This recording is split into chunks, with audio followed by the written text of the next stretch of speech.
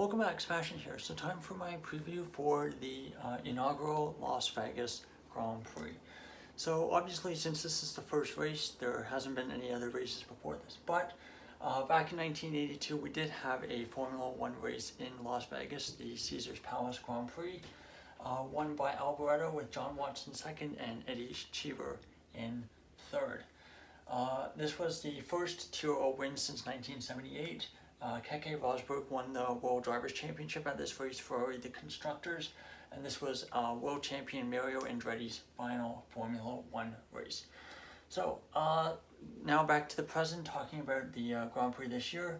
So the tires for this year's Grand Prix, the hard C3, medium C4, and soft C5. So the three softest tires in Pirelli's range. For a variety of reasons, I will get into those in a bit. Taking a look at the schedule, because they wanted to have the Grand Prix late at night, and because to prevent the Grand Prix from basically being Monday morning in Europe, they basically shifted everything by a day. So on Thursday, we have FP1, 8:30 p.m. local time, FP2, midnight, so what's Friday. And then Friday, we have FP3, 8:30, and then qualifying at midnight again. Saturday, the Grand Prix starts at 10 p.m. local time. And I know for the temperature, that's been a big talking point online. Some people saying that the temperature was going to be 4 degrees. It was going to be the coldest F1 race ever. They were going to need snow tires. No, that's not going to happen. We're not going to need snow tires. But the temperatures are fairly cool for F1 standards. Thursday, Friday, 13 degrees Celsius is the forecast for midnight, which is about when most of these will start. And for Saturday, it's 12 degrees Celsius. Clear skies are expected for all 3 days, with maybe some cloud cover on Friday. So now, taking a look at the track, of course, a brand new track, 6.201 kilometers, and we'll get 50 laps of Grand Prix racing on Saturday, hopefully. Now, taking a look at the track itself, obviously the main straight, the start-finish straight, has been talked about being pretty unique, as the cars at the back of the grid will basically be starting behind turn 17.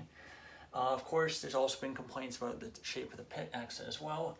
You have this very tight turn 1, then you have turn 2, 3, 4, bit quicker corners, short straight with DRS, and then you get into this really slow speed section between turn 5, 6, 7, 8, 9 with this crazy tight chicane. Reminds me of the chicane in Miami. And then you have 10, 11, 12, which are a bit quicker. I do have some concerns that this really slow section 2 will spread the field out, kind of similar to how it does what it does in Azerbaijan. So it means that the cars are simply too spread out by the time you get to this crazy long straight with a kink in it. And I'm worried about the effect that that'll have on overtaking. And then of course you have this other chicane, 13, 15, 16, followed by that kink at the final corner, turn 17. So basically two straights with DRS, and a third one that doesn't really have DRS on it. So a lot of long straights and slow corners, and combined with the low temperatures that are expected for this weekend, there have been a lot of talk about the tires and would the tires be able to manage with such cool temperatures. Because there's so few high-speed corners, it means that it's going to be really hard for the drivers to get temperature into the tires, because generally those high-speed corners is how they get temperature into them, how you get the force necessary to warm them up. Which for a team like Haas, maybe that's a great thing. Maybe they'll love it this weekend. But it is a concern, given it seems to be such an anomaly compared to what we normally have.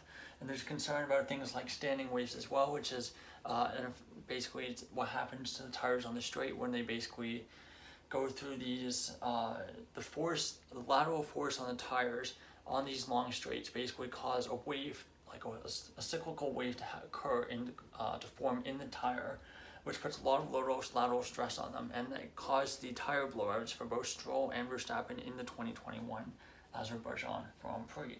So in terms of racing, we're not really sure what it's going to get. I think based on people who've played in the F1 game, it's okay, not great.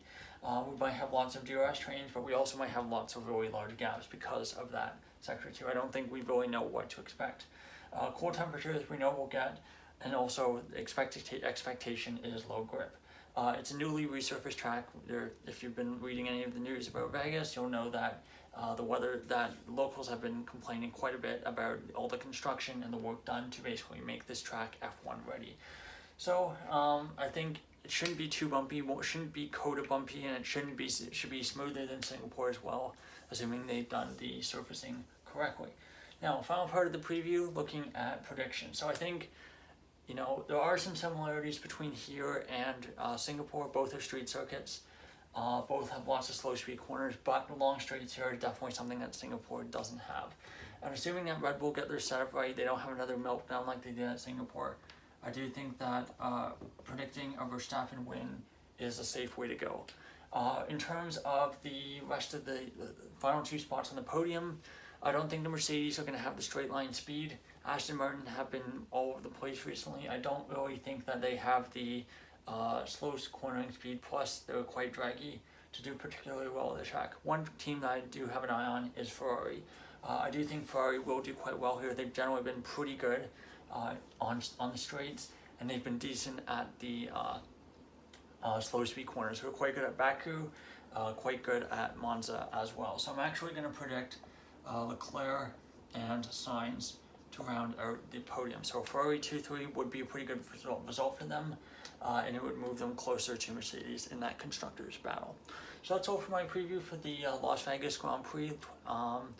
Obviously first race, that's always first race at a new track, so that's always something to be excited about and look forward to.